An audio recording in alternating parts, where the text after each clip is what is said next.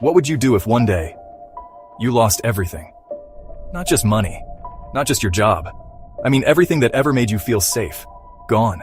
Your home, your friends, your identity, stripped. Like someone pulled the ground from beneath you and all you could hear was silence. Would you break or would you rebuild? Because if you master this, nothing, absolutely nothing, can break you. Let me take you back. 301 BC, a man named Zeno. He wasn't a philosopher at first. He was a merchant, a wealthy one. He had ships, gold, reputation. Then one day, a storm destroyed his entire fleet. Everything he owned lost to the sea. Now, most people, that would have been the end. But Zeno walked into a bookstore in Athens, read about Socrates, and said, "This is what I was looking for, not gold, clarity." And that's how Stoicism was born. Now, pause right there. Think about your own life. How many storms have you barely survived? How many times did life almost shatter you? You might think strength is about power or control or never falling. But what if I told you, real strength is the ability to remain unshaken when everything else crumbles? That's what we're diving into today. Now, listen closely, because this isn't just some high-level poetic idea. It's an actual practice, something you can do daily. And once you internalize it, nothing can hurt you the same way again. Let's start with the core concept. It's called the dichotomy of control. And if you don't learn this, the world will forever manipulate you. Here's the idea. There are things you control and things you don't. That's it. Simple, right? But the problem is, we live our whole lives upside down. We obsess over people's opinions. We stress about outcomes. We panic over things we can't predict. And in doing so, we give away our peace. Let me give you a modern story. 2020, YouTube creator Nathaniel Drew. He struggled with anxiety for years, until he found Stoicism. He started journaling every morning.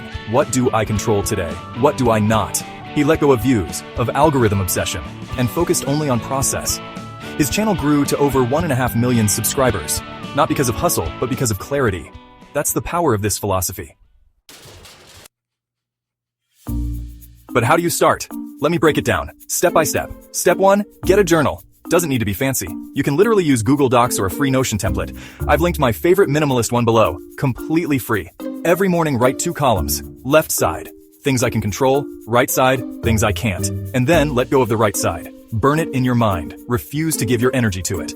Step 2, install the Stoic Mirror Chrome extension. It's free. It shows you one Stoic quote every time you open a new tab.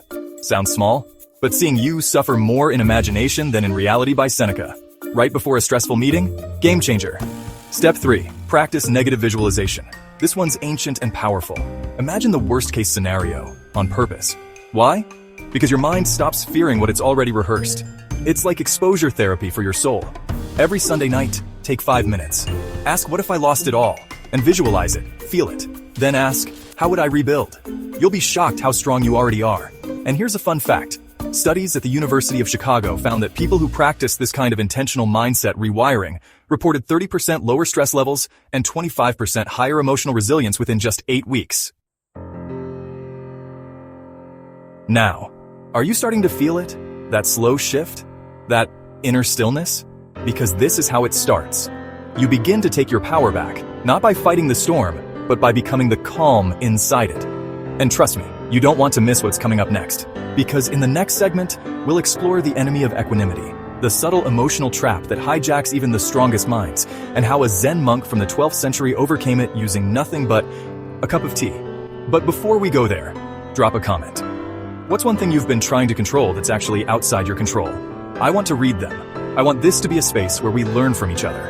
And if this spoke to you, if you're serious about becoming unshakable, hit that button. Join this tribe. Because every week, we're breaking illusions, unlocking ancient wisdom, and building something most people don't even believe is possible anymore. Peace and chaos. Let me know when you're ready for the next chapter, because it's about to get deeper. Now, let me ask you something a little uncomfortable. What would you do if the person you trusted the most, your best friend, your partner, your own blood, turned their back on you in your darkest hour? Would it break you? Would it change who you are?